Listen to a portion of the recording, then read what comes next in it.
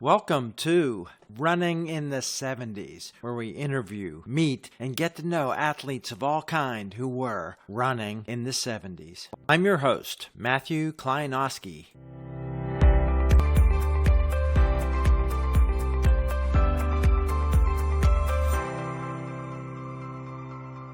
Today on the podcast, we're out in the west coast of the U.S. again.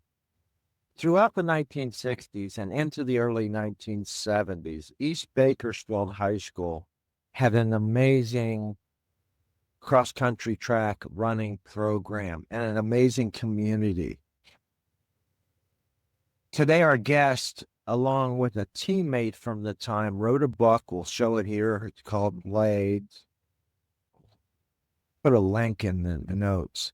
It's not just a compilation of statistics, but a story of the larger impact that it made on the people then and for the subsequent 50 or so years. A lot of the people are still together. You've heard the podcast, the drop in of the California Zoom gang. This is one person who's currently the coordinator of that. An amazing wife, Fresno Pacific Hall of Fame, CIF Track and Field Coach of the Year, school superintendent. In a week or so, he's going to go in the woods and help underprivileged kids in a camp for most of the summer, a saxophone player, and we'll talk about the relationships that he made back then in the 60s and the 70s that are ongoing. One of the most busy track and field officials in the area. He's always out as a starter on the track doing something as an official. Welcome today, Dr. Lupe Solis. Good to see you again, and it's an honor to have me on this podcast. So, Lupe, let's tell people your origin story as a runner and the first relationships you made through track and cross country. growing up in our neighborhood, there seemed to be two groups of kids. One group was the wrestling guys, and then there was another group that were the runners. Most of us found it a whole lot easier to be running than wrestling. In our community, we actually had a family of about 15 kids, same parents, and all the boys were wrestlers. And they were state champions and All-Americans. They were the Gonzalez family. So the rest of us kind of decided that's too hard. So we started running. And many of the guys that I ran with at East High had brothers who had started the generation before us. I think it was like 1959 to, of course, 71, which we document in our book.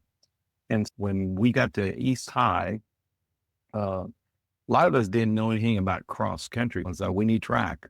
And track was kind of what we did at the junior high school level. And in those days, the longest distance in junior high was 660. And everybody wanted to run the 60. So I was down in the pecking order of the 660. Wasn't good enough to be the top 5 or 3. So when we got to East High, we ran track our first year as freshmen. And then we learned about this thing called cross country, but we really didn't know what it was.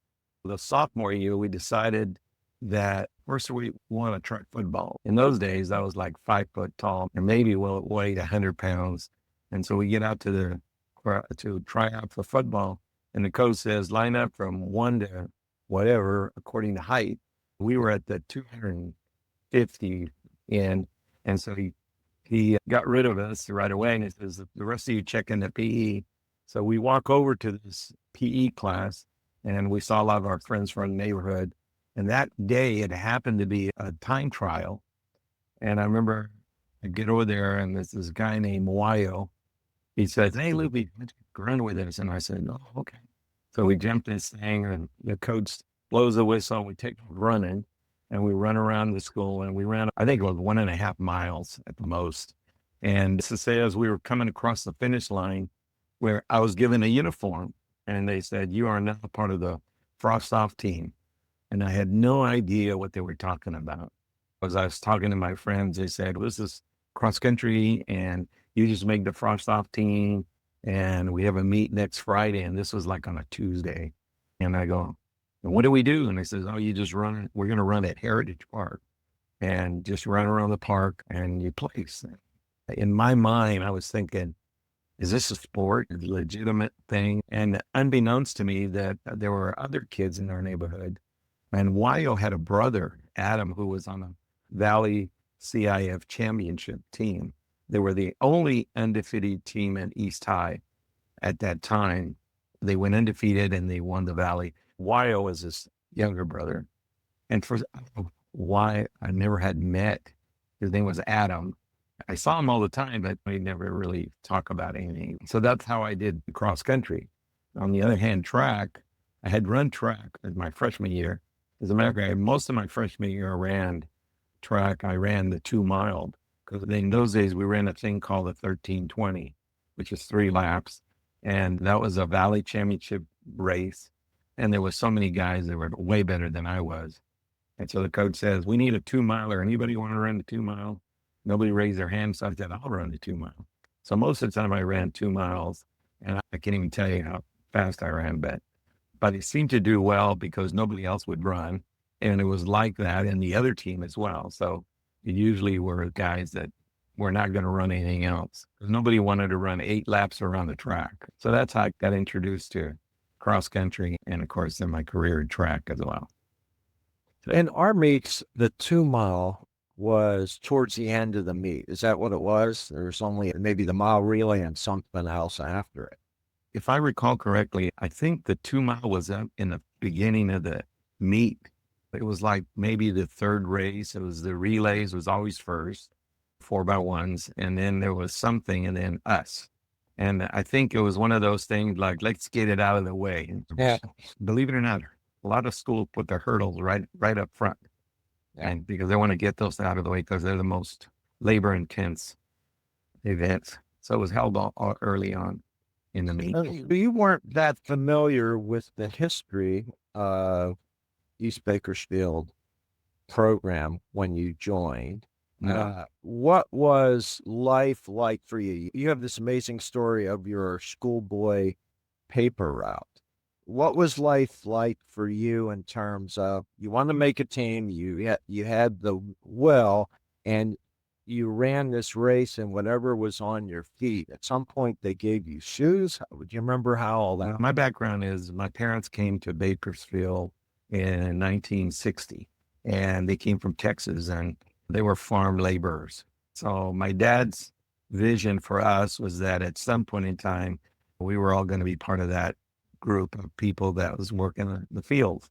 From early on, I picked cotton, potatoes, grapes, all the field products and kind of things.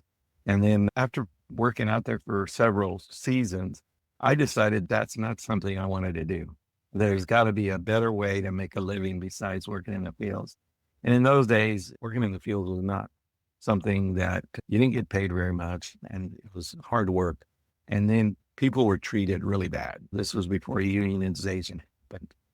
And I decided that I was going to try to figure it out by going to school and seeing what else was out there. And one of those things was running cross country and track. When we ran, most of the time, I ran barefooted. And fortunately, the most of the races were held at parks. So it was a lot of grass and there was some asphalt, but not much. I think the first pair of shoes I wore were these Converse shoes that were little skinny things. They're supposed to be some kind of athletic shoe. And somehow I got a hold of a pair and I actually wore them my sophomore year. And had I not worn them, I probably would not have done real well in that particular race. And they held a thing called the divisional meet. And I ran the junior varsity race that day at the end of the season. And up until that race, I pretty much didn't wear shoes. We just wear them barefoot. And at that race, I got these Converse and I thought, I'm just going to wear them today. We ran in this course where they had a lot of puncture vines. And a lot of people didn't wear shoes. And so they would tape their feet. And that was it. And after 200 yards, I was ahead by 50 yards of the whole race. As a matter of fact, that place where we ran today is a real nice golf course. I won that race and everything. Had I not been wearing those Converse, as inappropriate as they were, I probably wouldn't have done very well. I probably would end up dropping out because it was puncturized. Everybody, you could hear kids, ouch, ouch, and stopping and pulling them out. And so that was my first successful year, sophomore year. And I think that year I went and ran the 1320 in track in the Valley meet, and I think I got 4th place or something. But in those days, it was not by division. It was just the qualifying meet was like 30 runners to go to the Valley meet, and there's only the top 3 would go to the Valley meet. It was pretty exciting anyway. What was the coaching like? I have to say that looking back and reviewing, I kept a lot of the workouts, and he actually was into educating us about workouts, and he made us keep logs, and I kept logs of my running. Not a lot of the kids did. I did, and I keep track. As a matter of fact, I still have my high school ledger thing where I kept how many miles I ran and where I ran and all those kind of things. I think he knew his stuff, and both of them did, and they're both runners, and they were both very successful runners. And we had repeat quarters, repeat half miles. There was a sequence, and he would explain what that was all about. And I always listened because I wanted to get better, because the alternative was I'm probably going to get stuck working in the fields, and I did not want to do that. And I thought that this might lead me to somewhere. And Pete Romero on here, a kind of a different, not big, same, but the same era and the same demographic background. Of course, a person in the Zoom call from McFarland that want a visual representation and Right. want to go see what that kind of early life means. The coach who started East Bakersfield, famous Chuck Weinman, who was your coach? Chuck Weinman was the coach that brought cross country to 2 major schools in Kern County. One was Arvin High School. Then he moved to East Bakersfield High School. There were 2 guys that were his runners. One was Jim Wren at Arvin High School. And Jim was a miler, but he only ran his senior year and actually ended up going to Bakersfield College. And there they ran and they won the National Community College Cross Country Championship.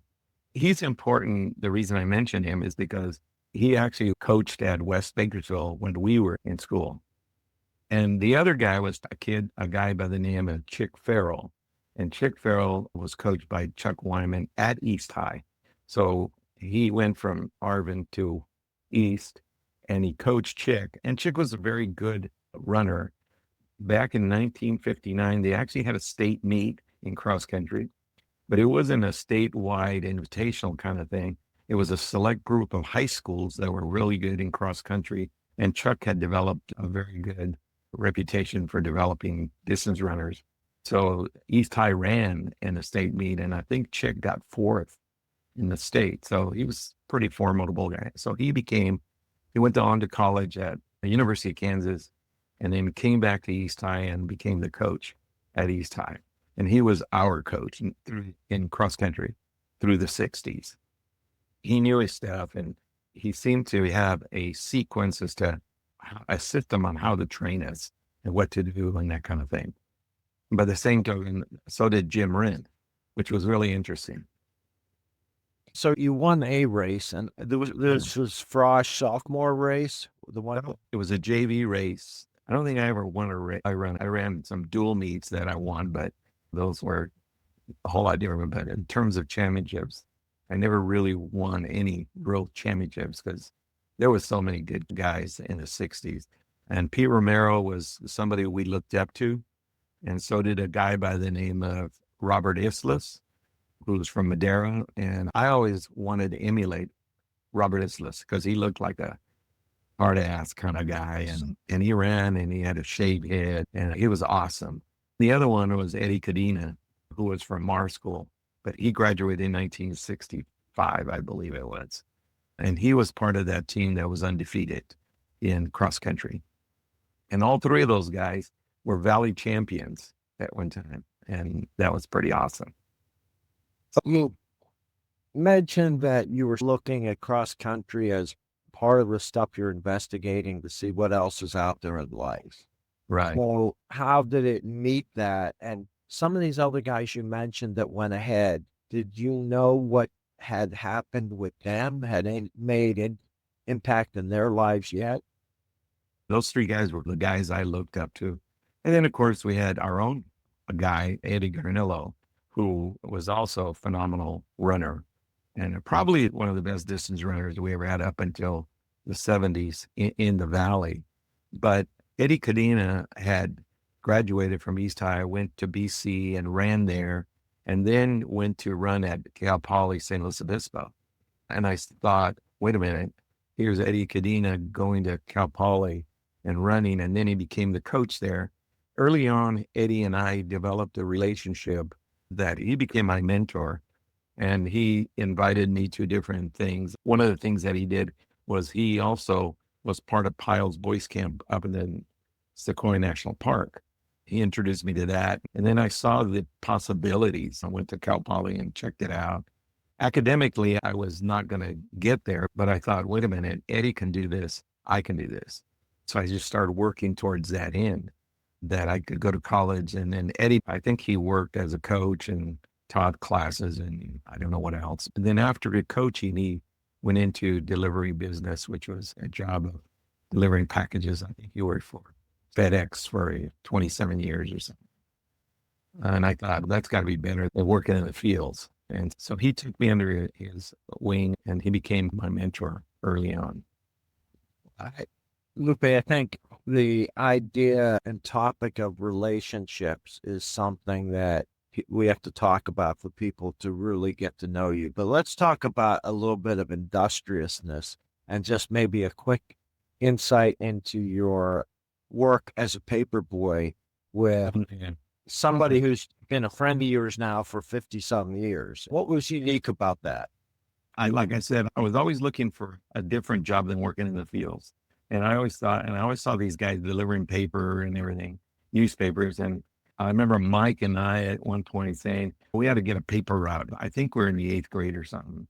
All the paper routes in the Bakersfield, Californian were taken. There were no more paper routes in Bakersfield. So we were trying to find out what other newspaper there was. And we came across the LA Herald Examiner, and that was delivered in Bakersfield. And we thought, it's a job. We took that on. I was not really excited after the first year of doing that because I wasn't making much money because I only had about 20 papers and Sunday paper was about 40 or 50 papers and you didn't make much. And so I thought, how do I improve my route? Then the Herald Examiner had this promotional about being the best paper boy of the year for the Herald Examiner. So I started to think about what do people want? And there was nothing I could change about the paper because it was an LA paper. I couldn't make people read the paper. But so I thought if I improve my service, then maybe I'll sell more papers. So I developed this little card and I put my name on there and I was kind of like a little contract and it said, I will deliver your paper every day before 3:30 and on Sunday before 7 o'clock. People like their paper on Sunday early because they like to get up and read the paper before they went to church. So I would say that, and I'll have the newspaper against your door. I started doing that. Then I gave that card to other potential people who might buy the Herald in this route that I had. So sure enough, by the end of the next year, I was delivering close to 50 papers daily. And on Sunday, it was like 300 papers, which now my dad had to help me take my paper because those things were huge. Each individual was anywhere between 2 to 3, 4 inches thick. And so it took me a while. I used to get up on Sunday about 5 o'clock in the morning, go get the paper, and then start delivering papers the morning. And fortunately, my route, it was started at the Bluffs and went downhill. So I built this cart where I put my papers in and I literally didn't have to push it because it was downhill. So that year I won the newspaper boy of the year. And as my friend Mike Linneman mentions that he I think $5 and I got a trophy and all this kind of thing. And I really didn't even think much about the whole business, but I was making more money than maybe going to the fields. And interestingly, Mike never asked, how is it that you're doing that? And so I sold, and people never asked. My boss eventually gave me a job delivering papers to the stores, and he provided me with a car. Now, this was when I was a freshman and sophomore, and I was a teenager, so having a car provided by your boss was pretty awesome. And so I delivered paper to liquor stores and all the convenience stores and everything. So I did that for a couple of years. That's the insight. Those kind of things don't occur to everybody. Even someone in the midst of it, like your friend Mike Linneman, it didn't occur to him that something special was happening. It's just what you did. Yeah. We'll talk about the blades and the story of making that book, but I want to talk about your transition then. It occurred to you, I can get out of here. I can go to college. What was that step like and the hurdles you overcame, and how did you get to college? One of the things I don't think people realize, that even some of my friends didn't realize, that I was a very quiet kid growing up. And so I didn't say much. And part of the reason I didn't say much was because I didn't speak English. So people just saw me and they said, oh, you're just a little kid. And I didn't speak English. And I started school in Texas. And in Texas, I had this teacher in kindergarten, first grade, and they had this Texas drawl. They were my first English models. So when I spoke and I moved to Bakersfield, I would speak and I had this Texas drawl. So there's this Mexican kid, and trying to speak English, I had this drawl. And not only were you Hispanic, but then you spoke very little English, and the English you spoke was weird for California. So I just didn't say a whole lot.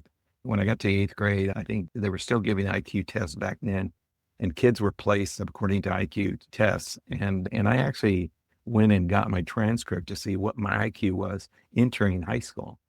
And my IQ, according to them, was like 68. The average is between 95 and 100. So I think people, when my counselor saw that result, they said, he must be. And in those days, we didn't have special ed. You had kids that were, back then they called them retarded, and neither general ed. And so I was somewhere in limbo there. And I didn't know any better. I just thought they put me where they put me. So I was in the lowest classes, and the expectation of kids with that kind of background was very low. You weren't going to go anywhere. You were going to basically go through high school, be graduated, then go into some vocational work or something. So my counselor, that's what she knew. And since I didn't say a whole lot, and my parents were not very informed about the educational system, they just figured they had 7 kids, trying to raise 7 kids, make life ends meet and that kind of thing. So it was kind of difficult. So we were pretty much on our own. So the one thing I didn't know, because of the experience with the newspaper, I learned that if I worked hard enough, I could do something besides work in the field. The other thing I learned, and I learned this in high school, was that because I had this IQ according to this test, that we were going to be treated differently. Not much was expected. I actually don't remember ever doing any work in high school. Wow. Yeah. So I said, how am I going to get to college if I'm not? And I didn't realize that was going to impact my ability to get into college. So I went through high school, and I did do 2 things. One, I did cross country and track. And for a high school kid, I was average, I think, especially in our team. We had some really good runners. And then I played my sax. And I was in the band, in the orchestra, in the swing band, and I did that, and I was pretty good at playing. I could sight read music pretty well, and it didn't require a whole lot of English skills, so that was okay. That's something the IQ test doesn't measure. No, it doesn't. No, it doesn't. And unbeknownst to me, I didn't really understand IQ. I just knew that when I went to see my counselor, she would always give me the schedule and say, here's what you're doing. And so I thought, okay. The other thing we did in high school, my brother and I, we actually started a gardening business, and we did that till we were in our 20s. When I went on to college, my brother continued doing the business. We did real well. We were making more than my dad was in a week working in the fields, and we would give him money, and he left us alone with that. When I finished college, high school, there were people that were interested in giving me a scholarship to go. But as soon as they would see my transcripts, they would go, oh, we can't. I remember we all got recruited to University of Nevada in Reno. And I remember the guy's real jazzed. And he says, yeah, well, you guys come up here, I'll give you a scholarship. And you guys, and I thought, oh, great. then we can do that. In high school, I decided that I was going to be a teacher because I said, kids got to be treated differently in the classroom. And my thought was that if I became a teacher, I could help some kids. And I thought, and that would be an honorable and make some good money. A little did I know about a lot of stuff. But when I got there, and as soon as they saw the transcript, they, okay, sorry, you don't qualify. And I kept getting that over and over. And finally, the only option was going to Bakersfield College. Mike always felt like we were all going to end up there anyway. And I never thought about that. I never thought that we were going to end up at community college. But I remember that 𝐑𝐮𝐧𝐧𝐢𝐧𝐠 had gone to Bakersfield College, and he did real well. Of course, then we met Bob Covey, and he's a great guy.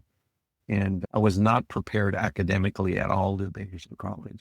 I didn't know how to study. It was horrible. But Bob was really helpful in that area. He was the first guy in the educational system that said, Lupe, where do you want to go and what do you want to do? He actually sat down and he asked me that. And I was shocked. I want to go on to college. I want to become a teacher. And that first year at BC was horrible. My dad was, at this point, was really upset at me that I was not quitting school after high school and going to work. I remember he came to watch a meet my freshman year, and we're running a conference meet at BC, and I was running the 3 mile. I think there were 7 runners in the race or something. And I got last, I got 7th. And he came to pick me up to take me to work in the fields that day. And so I didn't even stay for the whole meet. And I told Bob, and I said, I'm going to go help my dad with the fields. I remember getting in the truck. That was the only race he's ever seen me run. I get in the truck and he says, see, you got to quit. You're no good. You got last. And in my dad's eyes, and if you'd have won, maybe. If you got last, forget it. Unfortunately, we went through the fields and it worked that day. But he was not happy about me being in college and doing that. Needless to say, my freshman year in college was off. It was just terrible academically. And then, you know, what Bob did was really interesting. He introduced me to teachers that could work with guys like me that didn't have the academic background. And I actually got an A in English 1A, which is a real tough course. First A I ever got in the academic world. And it was because of this one little teacher who worked with me on that course. And I think it was a composition class, my first experience in writing. How'd the running change from high school to BC? I think that was one of the big shocks, besides all the challenges that I had with academics. We're used to getting together and everything. At BC, it was great because they gave you a running outfit, shoes, all those kinds of things. But the workout was posted. And I'm looking for everybody that's going to go out and work out. That was not the case. And now Bob would be out on the track and he said, what are you guys doing today? And we said, here's what we're doing our workout. And of course, he knew the workout. He developed the workout. So we do the workout and he'd time us, but it wasn't like we met as a team and then we go do stuff. Sometimes on the easy days, we just go out and run on our own. That was different. Not used to that. And I think it hurt some kids who were not as self-motivated as others. I was very motivated because I thought that's the only things that would keep me there. Because in high school, I'd even got drafted for the Vietnam War and the draft was still happening. And if I was not enrolled in school, I was probably going to end up in Vietnam. There was another motivation, which was that I think in the book, I talk about being drafted in high school for Vietnam and actually going to the induction center. But because of that, I think Bob's helped a lot in terms of getting me some help that I needed. He suggested I move out of the house from my home and move into, he found a place for me to stay at no cost. And so that helped me tremendously. In the following season at Bakersfield College, I was number 3, the 3rd man on the varsity, on the cross-country team, and was the most improved. And I think I got 12th or 13th in the conference in cross-country, which was a tough conference, I think, in Southern California. Because I think in the Southern California finals, the top 4 teams, 3 of them were from our conference. The other one was from some other conference. And although we didn't make the state meet that year, we got 4th in the Southern California. I think it was 4th or 5th. And so we didn't get to go. So that transition was a real different. And I think by the time I was a sophomore, I had gotten my feet I was really literally scared to go to school because if I failed this, I'd have to go back to the fields. And I did not want to fail. There was no option, no other option. And I just did not want to do that. Too much going on. Yeah. The area of California was a hotbed of great track and field beyond what you were running, the big meets, the Mount SAC relays and stuff. Was that stuff that was on your radar by then? Were you aware of that stuff? Yeah, but by sophomore year, I looked, although I didn't do as well in track in college, I did in cross country, but Mount SAC was big. The San Diego Invitational in Balboa Park, the Aztec Invitational, I think it was called. There were some others. We hardly ran in Northern California. I think the first meet we did have, however, was from American River College up in Sacramento. And they won the Northern California Conference that year. And we went up there, and I'll never forget this, that we placed 5 guys in front of their number 1 guy. I remember I got third. Richard was a guy by the name of Richard Lozano, was a great runner for us. And Danny Villalobos and myself. And then I think Mike Linneman was our 4th man at that time. And we were shocked because we thought these guys were supposed to be the team. And we thought we might win, but we were like, wow. And then when we didn't make it to the state and they did, and I think they got like 9th or 10th in the state that year. That said a lot. But we were becoming aware of where to run and where the competition was. So by then you thought, I want to be a teacher and make a difference that way, and that's a good career. What about seeing yourself as a coach, which you would do for quite a while? I think it was after I decided that I was going to become a teacher, being a coach at a high school was going to be the most important thing.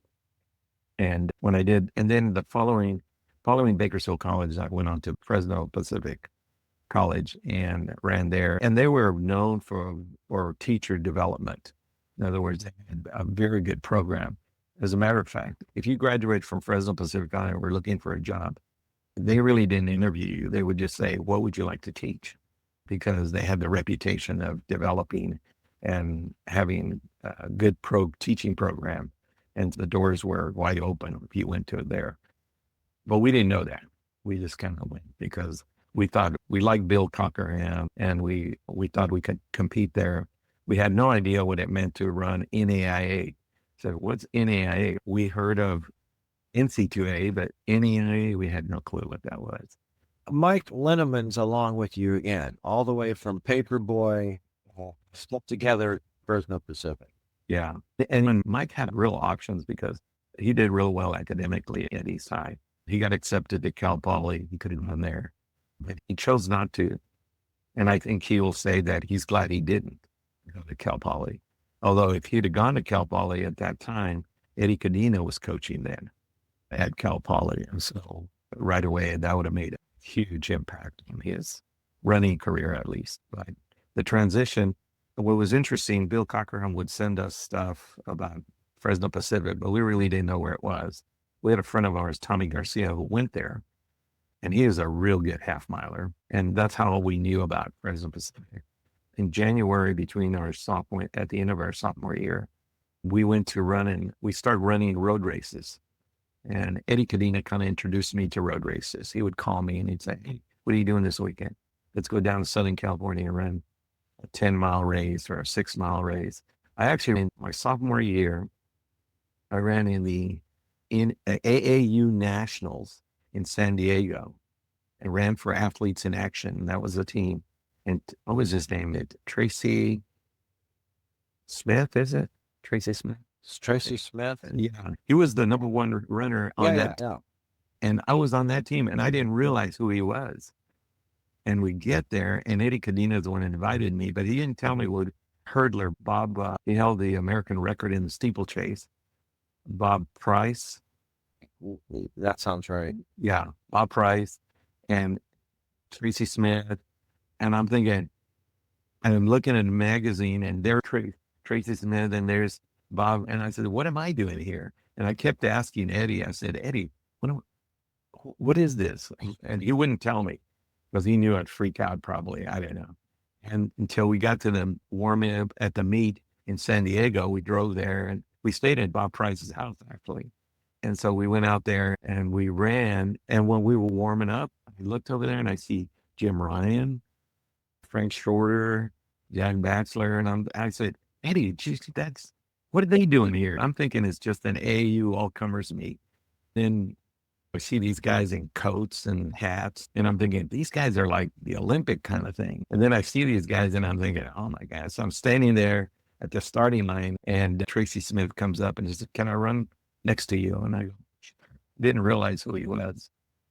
And he gets next to me, and they fire the gun, and I remember just taking off, and I have no clue what I'm doing. It was a 6-mile race, and we come over this little knoll, and then there's like 1,000 guys in front of me. And I'm thinking, I just might as well quit. Then I looked behind me and there was 1,000 guys behind me. So I just stayed on. And so the course was such that you got to see the finish line, even if you were half mile behind. And so I watched Frank Shorter won that race. Tracy Smith got second. And then I came, and then right at the end, I'll never forget, I twisted my ankle and I didn't finish, but I hobbled over to the finish line, and that was the end of the story. But I remember coming in, the first mile was, I still remember this, 4:24. And now 4:24 was pretty fast for me. And I thought, and I got 5 more to go. And it was hilarious. But nobody else knew that I ran there except for Eddie Cadena, because he's the one that invited me. But then in January, we went to run this marathon in Madera, and it was a 213-mile loop. And I ran 2:44 with really didn't know what I was doing. And so that's when I did Bill Cochran. And I think the qualifying time for the Olympic trials was 2:45. And so I had qualified for the Olympic trials, but I had no intention of really going. But I remember the news came on, and it said, and a runner from Bakersfield College qualifies for Olympic trial.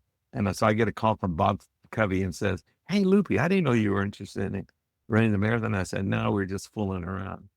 And that's when I met Bill Cochran, and he said, how would you like to run at Fresno Pacific? And he hadn't seen my transcript yet. And I said, sure, I'd love to, because I knew Tommy was there. And so then I told Bill that I would go, and then Mike did too, and 2 other guys. So we all ended up at Fresno Pacific College. And really my development and everything started, I think it was kicked off at Bakersfield College, but Fresno Pacific was the right place for me. It really was. Can't say enough about Fresno Pacific. Those road races, what was it like then? That was pretty early, although it was quite developed and quite a big circuit then. But what was it like in terms of run fees, aid stations, timing? There were none of that yet. I think Eddie Cadena invited me to run in a couple of other marathons. I ran the Culver City Marathon twice. I ran the Palos Verdes Marathon, and that was really nice. I ran the Mission Bay Marathon, Burlingame Marathon, but I just didn't see myself. I think my best race that I felt really comfortable running was a 10-mile race. I ran a lot of those with Eddie Cadena, and that was good. And there were no aid stations. I think as the years went on, they added the aid stations.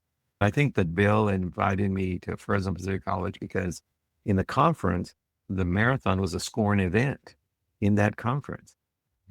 So every school would send 3 guys to the Mission Bay Marathon, and they would run as part of that, and then they would score it, and then that would carry over into track. And in the conference meet, they would add those things. It was Don Gregory, myself, a guy named Martin Urias, and sometimes another guy, Steve Ward, who just passed away last week. You heard about Steve. I think we would run as our team, and that was our team because you needed to have 3 marathoners to score. And I don't. Don was All-American. Yes, he was. Yeah, 1 year. Yeah. In my junior year at Fresno Pacific College, and that's the race where I met Vince Ingalls. we ran this race in Reedley, and I was at Fresno Pacific, and I was getting into the swing of running 5-mile races, because up until then we ran 4-mile races at Bakersfield College. And I remember I felt really good. We ran this thing called the road race, Reedley Road Race, and it was all asphalt. It's all on the street. And I just took off and I felt really good. And Eddie Cadena was in that race. Tuttle was in that race. Vince Ingles was in that race. And of course, all our teammates. Cal Poly was there. And so was Fresno State. Most of the guys that would come on our Zoom meeting were there, ran in that race. It was really funny. So I'm leading the race and I'm just like, I'm really doing well. And I feel really good. And about 3/4 of a mile left, all of a sudden I get this sharp pain in my left ankle and it just starts hurting like crazy. I finished the race. I think Tuttle won the race. Eddie Cadena got second or third and Vince got fourth. I think I got fifth or sixth, I forget. And the Leah brothers got fourth and third. Anyway, I sat down to rest and I felt this pain. And when you run, you get all kinds of pains. But I couldn't walk. I had to hobble back to the van, and I didn't even warm down with the guys or nothing because I just couldn't walk. And that was the end of my career as a runner, pretty much. What had happened to your ankle? I had a stress fracture, and I went to the doctor, and the doctor told me to stop, and I didn't listen. I kind of felt like I just thought, oh, it's just some ankle muscle thing or whatever. No, it was worse than that. And to this day, it kind of reminds me because I have a hard time with that. But anyway, that was not the bigger picture. I was devastated as a runner because as far as athletics goes, as far as my running went, I think it was finally coming around to finding a race and a place that I could go. But yeah, the sweet spot became apparent when you were front running and seeing possibilities. Yeah. And then the best part of the story was I've always believed that there's a time and a place for everything. And I think it was time. And I remember telling Bill that I wasn't going to be able to run anymore. And I had heard stories about guys that was the end of your college career as well. And so I went to Bill's office and I talked to him and he said, and I was just distraught, just totally, because running had become such a big part of my life. So he said, the best thing he ever said was, he says, we brought you here to get an education and you can finish your education. I thought that was awesome. And I have the world to say about Bill and how he helped.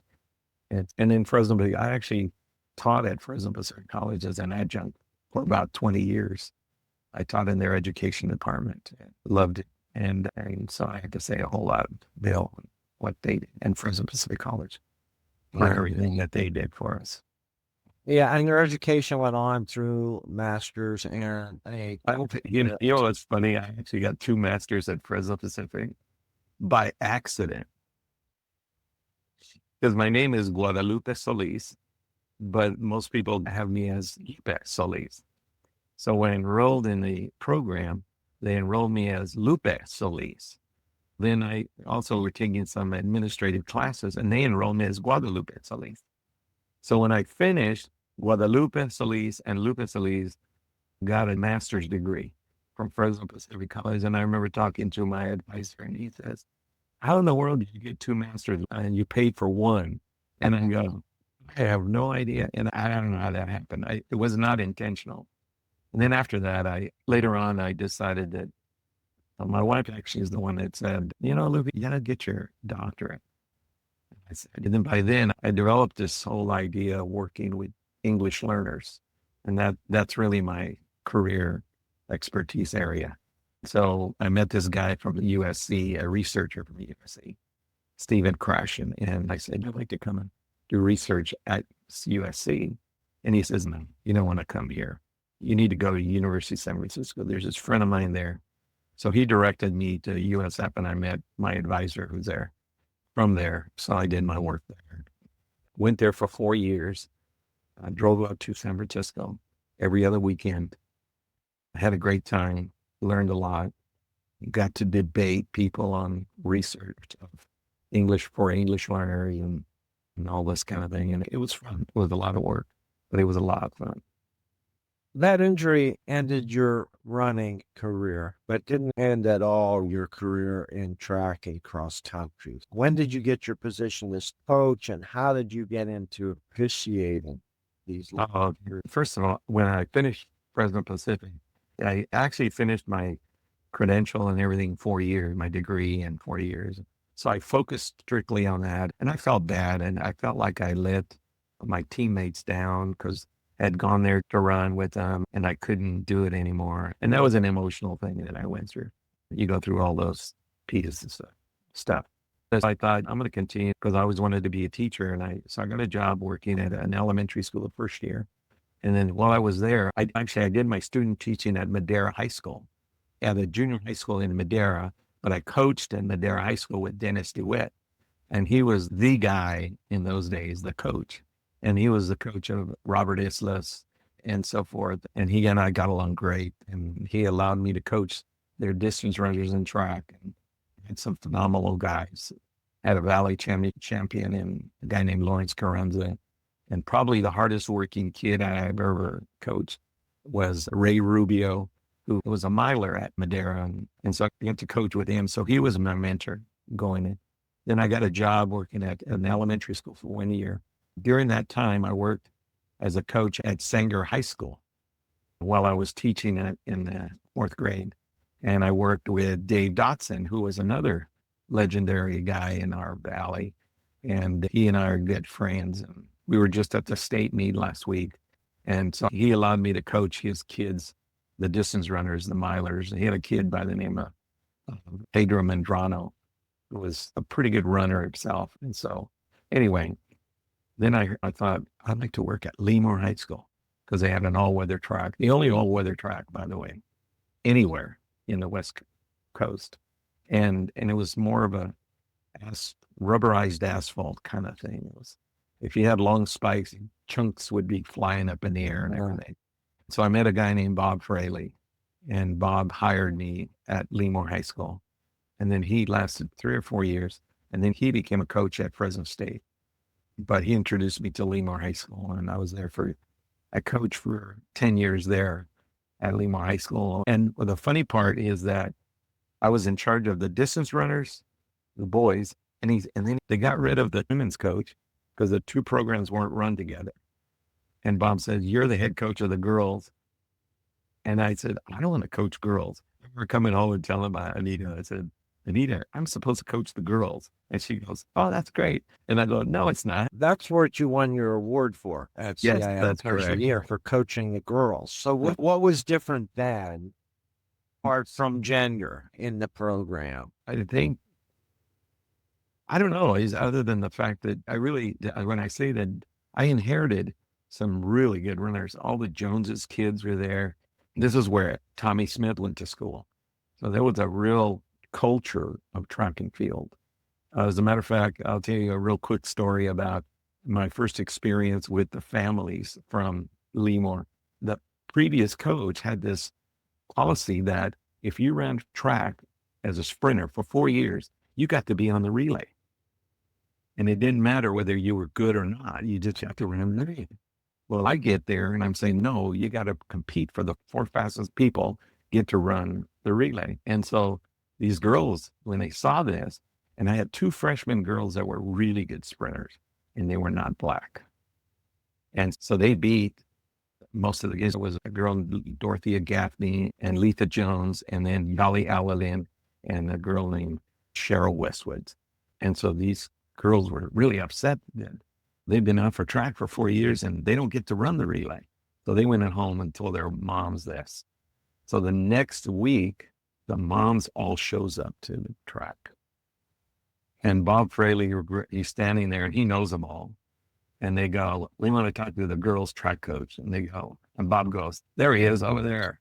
And they all go there and they say, "Coach Solis, we want to ask you how you determine the 440 relay."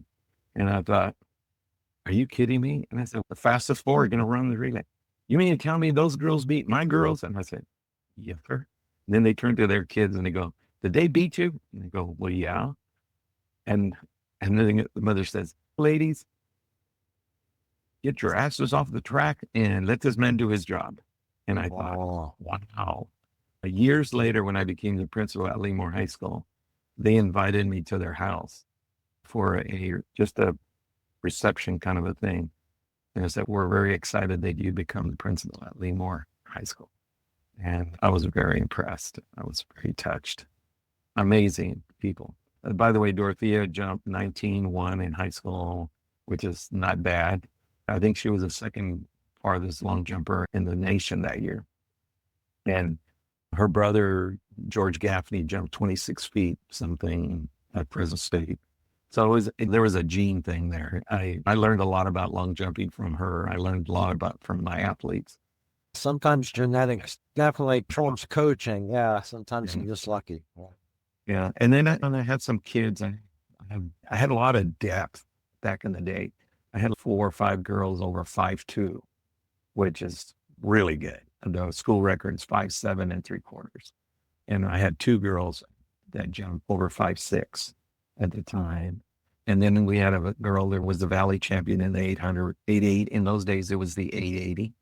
Katie Myers, she ran that. I had a hurdler who ran 14.5 in the hurdles, which is not bad. And my second hurdler was a 14.6. So I had some really good sprinters. And to be very honest, Bob then started to coach some of the girls. And then we had 2 other guys that were coaches. So there were 4 of us. There were 4 coaches. And one was Colonel Donald Jameson, and he's a retired colonel from the Air Force. He would coach the sprinters. Will Booth was a Cal Berkeley graduate, and he coached all the hurdlers. And we had some amazing hurdlers, not just girls, but boys as well. So we started to integrate a lot of the training, boys and girls. But in terms of managing the teams, I think I averaged around 80 girls out for track every year. We didn't have enough uniforms. So we used to have to use the volleyball team's uniforms, and they all had numbers in the back, which was really crazy. But I had a great time with the kids. The girls were awesome. After talking here, you produce these names and times down to the 10th of the second and from decades, 40 years ago. So here's a reminder of this book. So here's the ball. Picture the blades that you authored, credit with Mike Lenneman. What's the story behind how you did this book and what it actually is about to you? In 2011, we used to have a thing called the Run for the Dream indoor track meet. And Bob Fraley was at Fresno State at the time, and he calls me up one day, and this was about 2009 or 8, calls me up and he said, Lupe, what do you think we have an indoor track meet at the Save Mart Center? And I thought it was great.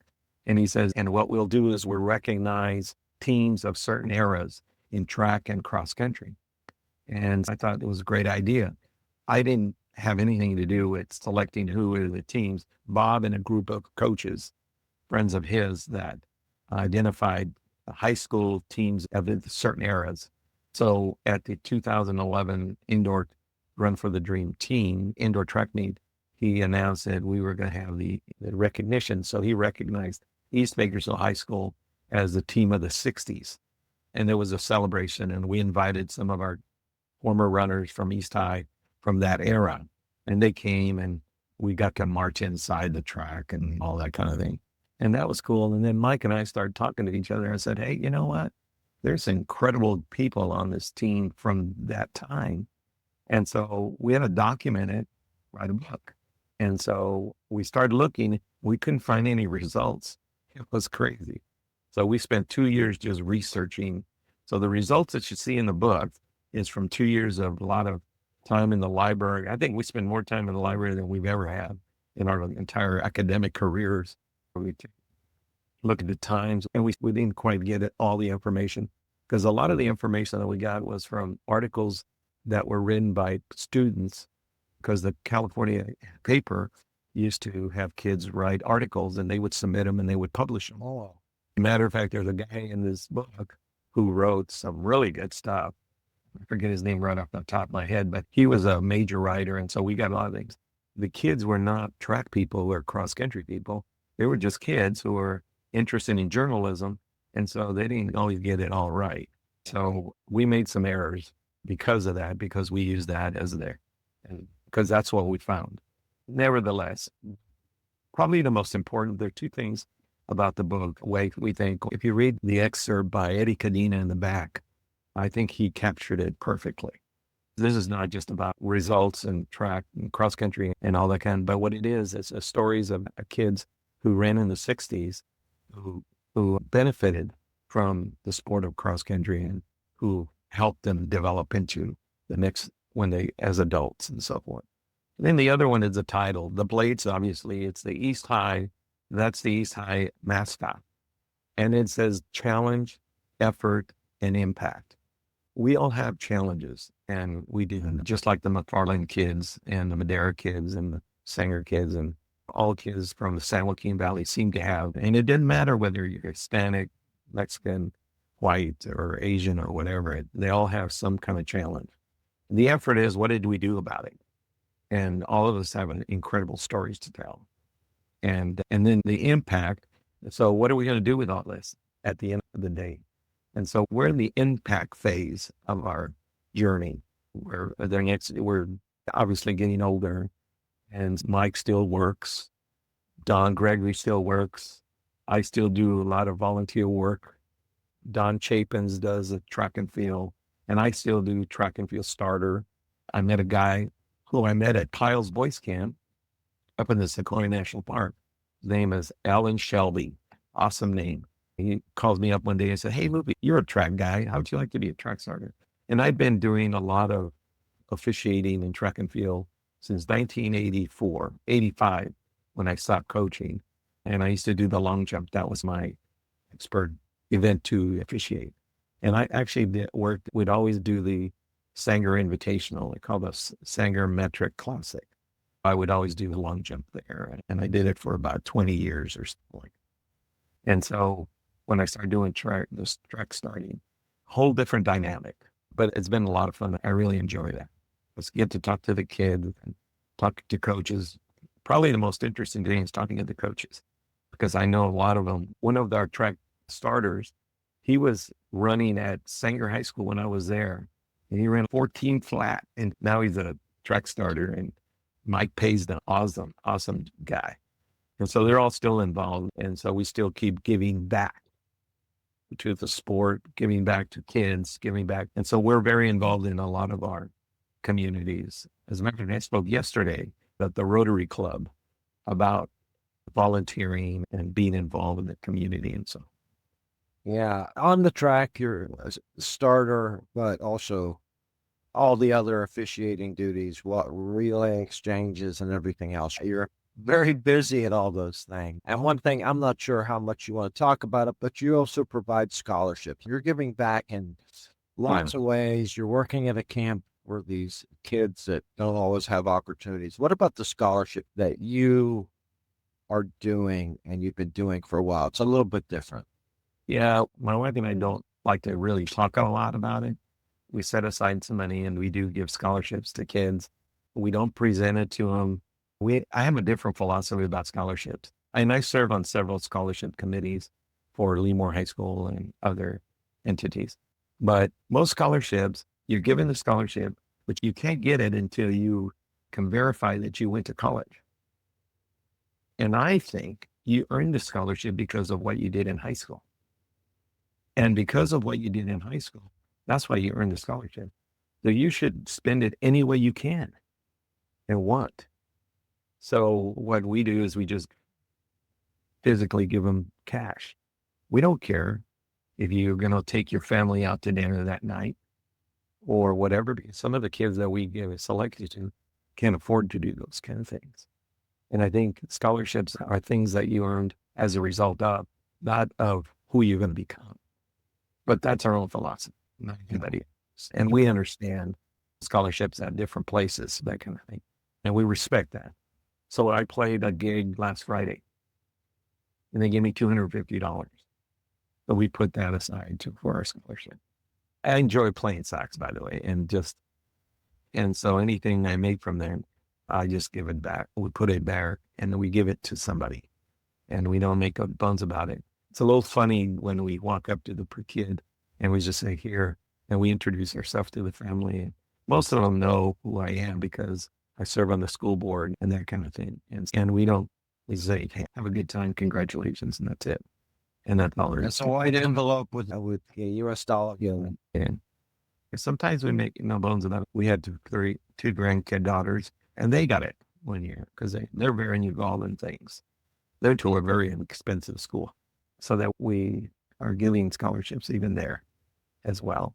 And Let's talk about the music thread. We have some famous, great runners from Marty LaCory. oh yeah, Gary Finelli, Peanut Harms are musicians. And this has been from high school days. And you're still likely in any given week to have your saxophone and be somewhere. I do, and I am, and I've been doing since I was in high school. There was a time when I stopped. I stopped playing when I went to BC because it's just too much to carry around. But I did keep my alto sax, and actually my alto sax kept me in school. When I was at Fresno Pacific College and I was finishing my last year, I needed $500. I didn't have a whole lot of money. And although I had a job, so I walked into the registrar's office, Adina Schmidt, and I'll never forget. And I put my sax case on there and I said, ma'am, how much will you give me for my sax? She says, what do you think it's worth? And I said, it's worth whatever I need. And she said, you need $500, then give me $500. And so I sold my sax to Fresno Pacific for $500. And it was a real nice sax. Back when I bought it, I paid $800. And $800 back in 1958, 6, 7, something like that. Thousands. That was a lot of money. And so then when I started teaching at Fresno Pacific as an adjunct, every now and then they would put me in the band room to teach a class. And I would look over there and there's my case. And it had engraved the 𝐑𝐮𝐧𝐧𝐢𝐧𝐠 Solis on it. And every now and then I thought about taking it because nobody's going to know, right? But I never did. And I wish I had. And I'll tell you why, because years later, Bill Cochran's wife became the secretary to the band program. I went in there and I said, Judy, I said, I'd like to buy my sax back. She says, what do you think it's worth? And she goes, first of all, let's see if you still have it. What do you mean if you still have it? Because those sax they couldn't find it ever again.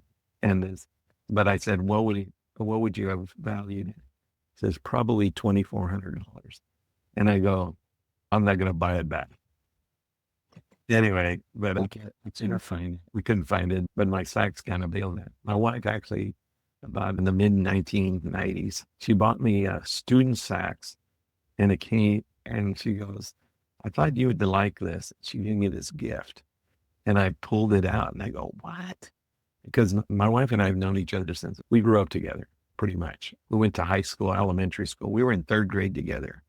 Although we didn't ever date until college, but she bought me this sax, student sax, and I started playing it, and I thought, this is really cool.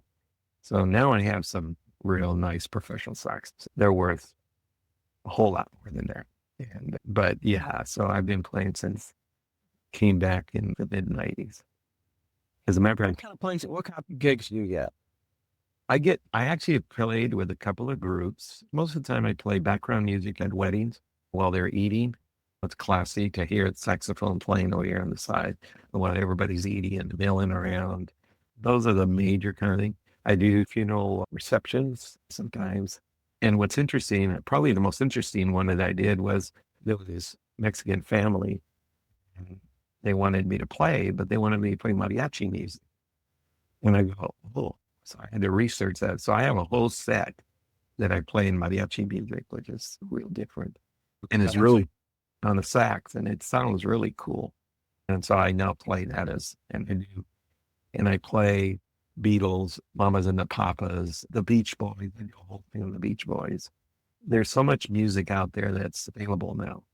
But what's interesting is people don't like to hear just jazz. What they want to hear is jazz like that they recognize the song. So when if I play a jazz song that they don't recognize, they don't like that. Sorry about that. So that's why I tend to play that kind of music.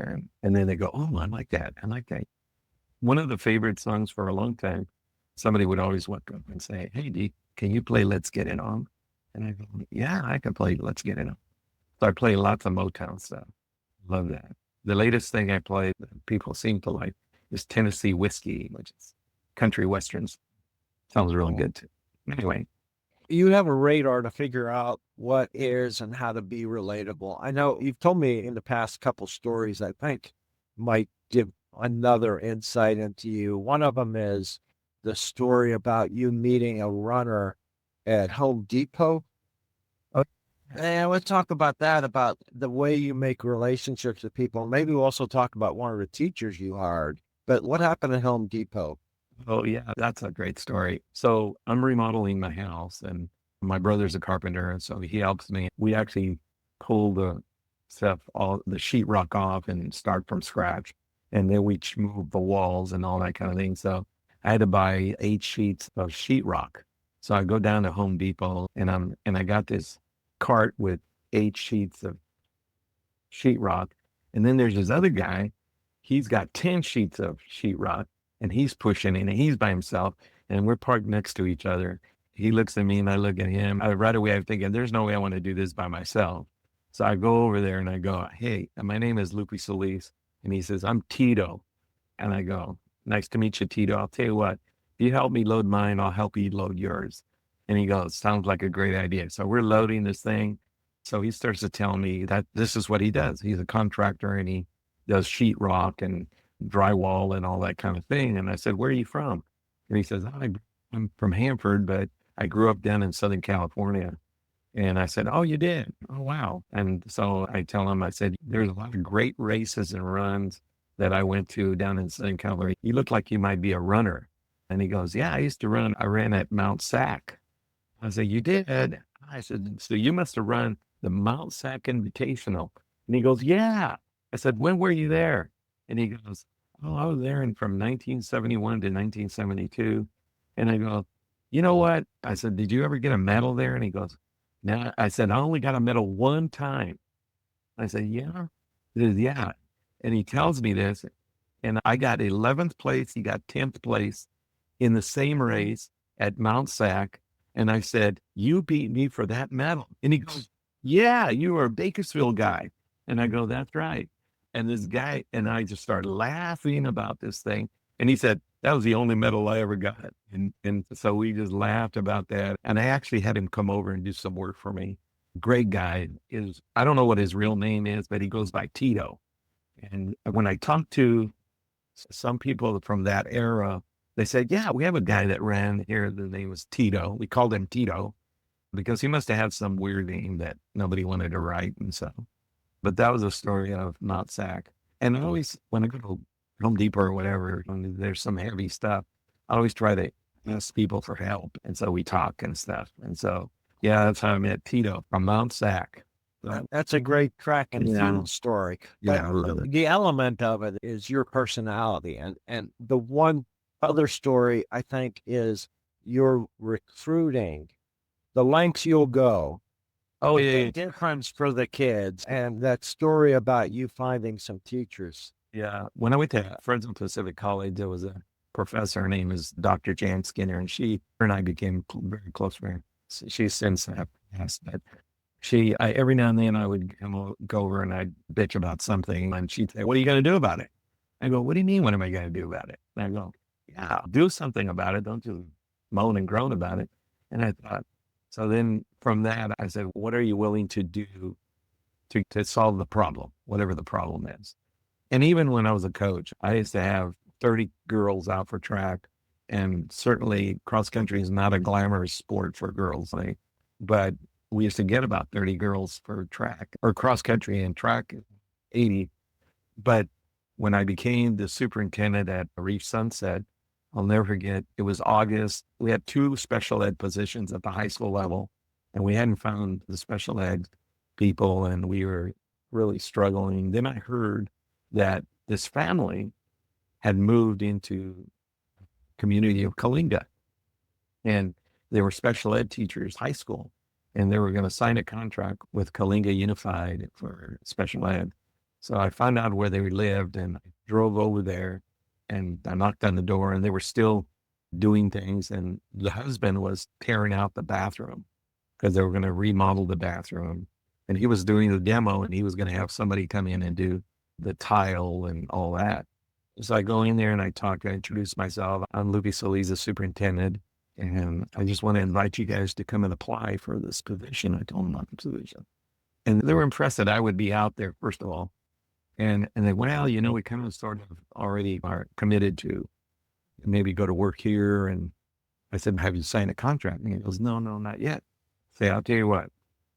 I said, if you sign a contract with me today, I will tile your bathroom Saturday. It was a Tuesday or Wednesday. And I know how to tile. I've remodeled both of our bathrooms. And if I ever get in trouble, I'll call my brother and he'd help me out. And he goes, really? If we sign a contract today, you'll be here Saturday. I said, when's this guy going to tile your bathroom? And the guy says, well, he said it'll be about 2 weeks. And I go, no, we'll get it done this Saturday. And they looked at each other and they go, is this guy for real? And I can only imagine what they're thinking. And I'm in a tie and a suit and they're thinking, I don't know. And their last name is the Collins, and nice people. And they said, okay, we'll do that. So they signed it, not because I was going to do their tile, but because they said, God, this guy comes all the way out here. They were impressed with that. So Saturday I was there early in the morning, tiled their bathroom. It was done by 2:00. And they're like, we're going to move this wall over here. So from one thing led to another. So we did some other stuff. And to this day, we're friends. They now have retired and they live in Paso Robles. Wonderful people. When he retired, he lived in Avenel and he was on the school board and everything. So he started doing some things with the community and so forth. Yeah, but I learned a lot from my professor. If you're going to do so, what are you doing about it? Instead of just moaning and groaning about how do you fix it? And so, and I tended to do a lot of things like that in the past. Yeah. It's great. Yeah. You didn't know bring you to the bathroom. You just went over I just went over there and happened to be there. to help us to fix a problem in the school. Yeah. I remember, I'll tell you one real quick story related similar. We got this big field that somebody had donated to the district, and we were going to make it into a soccer field, but it had no water irrigation thing. And we didn't have money to really make it happen. And it happens to know the guy at the rental place. And so we needed to dig all these trenches to put the piping in. So I made a deal with somebody in the city that if you provided that, I'll take care of the trenching. So on Sunday morning, early on Saturday night, I actually got the trencher and I went out there at 6:00 in the morning, trenched the whole thing, had a hat on, and nobody would recognize that it was the superintendent out there trenching. So we trenched the whole thing. And by Monday morning, we had a field that had irrigation deal. And some of the people that were out there helping was just amazing that they donated their time. And then I took the thing back on Monday morning, the trencher, and it was one of those you ride around in. So it was not a big deal, but yeah, you just got to make it happen. Do what needs to be done. That's and great. then it'll start from similar thing of delivering the newspaper. I want to thank you for the opportunity to share just a few thoughts. I've been a great beneficiary of track and field and who I am today as a result of all that. So thank you very much for what you're doing. Yeah, great. I think that's the thread of what this podcast is trying to be, that track and field running and the connection everybody has. And it's great to understand your amazing life. I'm a fan, Lupe. Thank you. You're very welcome. Anytime I can help. Hey, I hope you enjoyed another episode. Do you have someone you'd like to hear interviewed on the podcast? You can leave a comment on the YouTube channel or on the website, running70s.com. That's running70s.com. Let me know what you think of the episodes and anyone, including yourself, you'd like to hear interviewed. I hope you enjoyed another episode of Running in the 70s. Voices, stories, and memories of athletes who were running in the 70s. Until next time, wherever you are, keep looking forward and don't forget to look back.